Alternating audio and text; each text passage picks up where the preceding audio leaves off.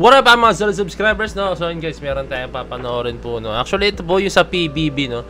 Nabanggit po ng mga PBB housemates, no? Ang SB19. So I'm pretty sure guys, meron na po, napanood nyo na po yung iba din napanood na, or baka yung iba hindi pa po, no? Pero ako siguro, meron lang ako yung mga pinpoint na mga detalye or kung anong mga bagay regarding doon. Kasi guys, for me guys, hindi basta-basta sa isang competitor or sa isang tao na mababanggit mo ang SB19, no? Although na alam natin guys, no, sa Pinas guys, oo, marami na nakakilala sa SB19 talaga, pero meron pa rin po talagang ilan na hindi po nakakilala sa SB19, no? So para sa akin isa yun sa solido na sign na talagang lumalaki na po talaga ang community talaga ng SB19, no? As in nakikilala na po talaga sila, no? Actually, ulitin ko sa inyo guys, malaki na po yung community nila, no? Pero mas lumalaki na po talaga, no? Alam mo yun, mabanggit mo lang in a casual way ang SB19, no? Doon mo masasabi talaga guys na talagang iba talaga ang level na po ng SB19, no? So ayun na naman, no? Gusto ko lang mapanood to, gusto ko lang din makita nyo tong video to. Sa mga hindi po nakapanood itong video to, dahil did not makita guys kung ano po talaga ang hindi ko masabi estado kung ano po talaga yung parang pinaka yung popularity talaga ng SB19, no? So okay guys, without further ado, let's all watch this.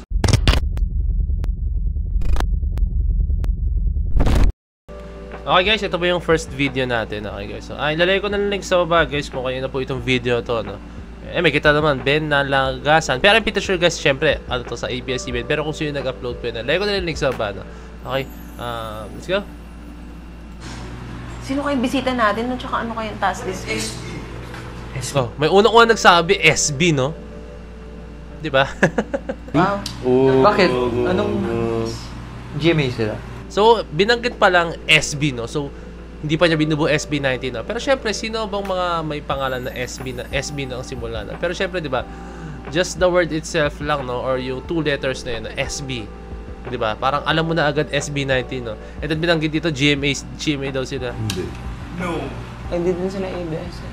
Freelance. I guess time natin. Okay. Hindi sila hindi sila affiliated sa ABS, sa GMA, pero alam mo, kahit saan naman sila pwede sila mag-guest, no? Since hindi naman sila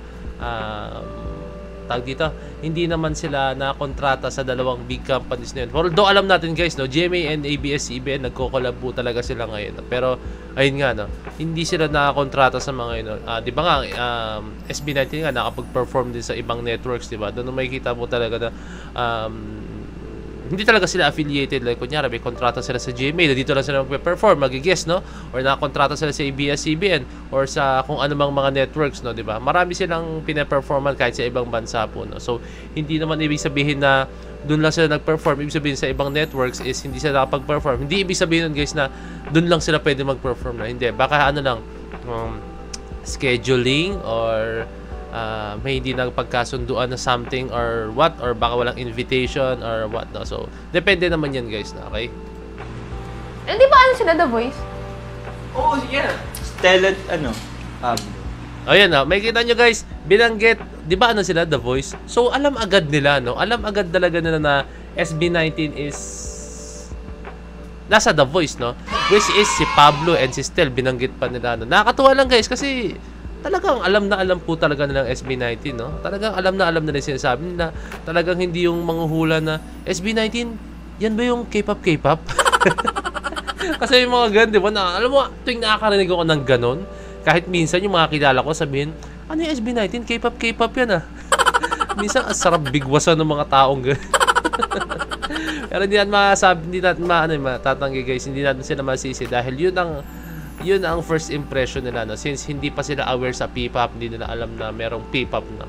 So, ayun lang. Sooner or later naman guys, malaki sa akin, no?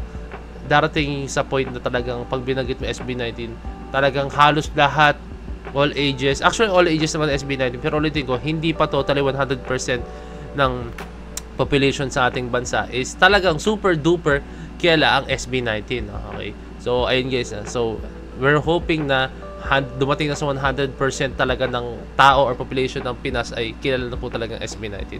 Okay? SB, no? Pwede. Hindi ko angas nun. Oo. Kento. Ay, no? Ay, nakuha na. na-cut na, no? May nakita rin pala akong clip nito, no? Sumayaw siya ng Gento, no? So, pero baka i-mute ko na lang yung clip, guys, no? Yung, I mean, yung ano, yung music, no? Kasi baka tayo makapiright or ma-block po, no? Since pinerform pa ito sa PBB and I mean, yung video is sa PBB and ano, no? Pero, alam mo yun, guys, sinayaw niya yung Gento. That means, alam niya po talaga yung SB19, no? So, hindi ko lang alam, guys, baka yun lang yung part na yun, no? Or baka hindi niya alam yung steps, no? So, tara tayo natin yung full video nung sayaw, okay? Okay, ito na po yung video, guys, na okay, panoorin na po natin ito, no? Okay, na baka ma-mute ko to siya, guys, ha? Okay. Ba? Hey! Oh! Guys, alam niya, dancer ba siya? Sa mga nanonood ng PBB. Ako kasi, guys, sobrang bihira ako manood ng PBB to the point nga na hindi talaga ako nanonood ng PBB na. Mas solid kasi, guys, yung mga generation talaga nila. Kim Chiu, yan talaga yung mga dati na. Ewan ko, siguro may ganun lang talagang moment, no, na mas sanay ka mapanood yung mga pinapanood before. Just like, alam mo, Starstruck, sila Mark Heras, di ba? Alam natin yung Nothing Beats the originals po talaga, no? Although hindi ko sinasabi, guys, na sila lang talaga may karapat dapat ay mga nauna, no? Pero marami naman generation yan. Pero iba pa rin yung feeling pag yung ano ayun, salitang iba pa rin, Nothing Beats the first time po talaga. Di ba? May ganun tayo kasabihan Pero ayun nga, totoo yung talaga yung kasabihan na yun, no? Kaya hindi makasya siya nanonood ngayon, no? Pero kung sino siya, dancer ba siya or singer or performer or what, no? Pero alam niya yung steps At saka may kita ko, guys, sa galaw niya, no? Even though na medyo chill siya, no? May bitaw siya sa steps as in. Oh, pati yung angas, oh. Oh, hand placement, hand gestures. Ano yun? Nag-bad finger siya? Nag-bad finger ba siya ron? Hindi ko alam. Eto, ulitin ko, guys, ha. Oh.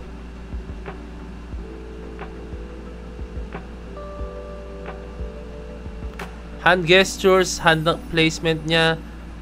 At saka yung buo ng galaw kahit rehearsal lang. Makikita mo kayo sa isang tao yun, guys. Ako, guys, I've been dancing, ulitin ko sa inyo, I've been dancing for almost 15 years na po, no? Kaya, alam ko po yung mga pasikot-sikot na halos sa pagsasayaw, no?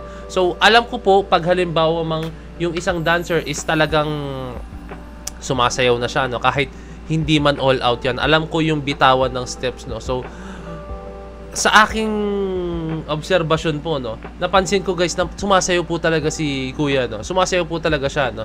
And makikita ko dito, guys, na iba siya bumitaw po talaga, no. Andun hand placement, pati yung proper yung hand gestures, guys, alam niya rin And then yung kasi hindi, yung iba kasi nagmagan-gan lang. Pero ano yun?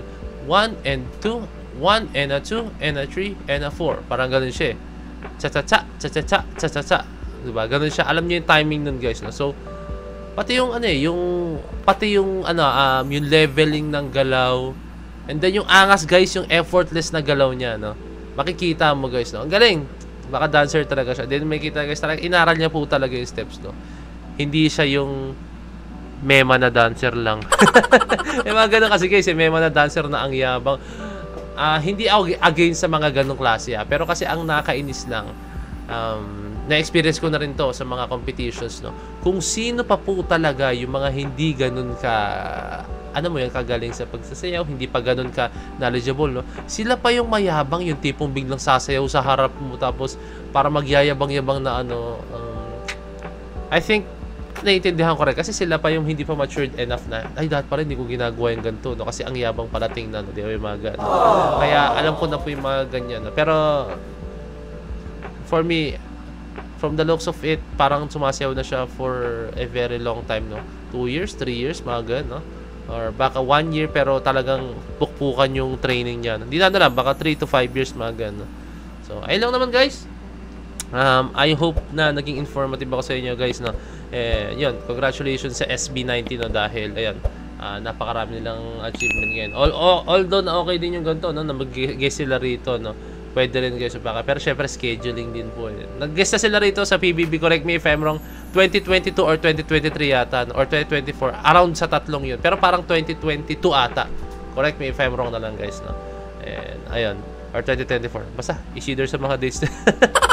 Hindi na kasi maalala. Basta nakita ka lang. And then, magandang ano rin siya, guys. Maganda rin siyang opportunity syempre sa SB19, no? Bagit sila, no? Sa mga ganito, yung casual lang, yung out of nowhere, di ba? Ang angas lang. May kita talaga, lumalaki na po talaga yung engagement ng SB19 sa mga iba't ibang mga artists, sa mga tao, no? So, yun lang guys, maraming salamat. So, this is Boy Defense signing out. Peace, last year.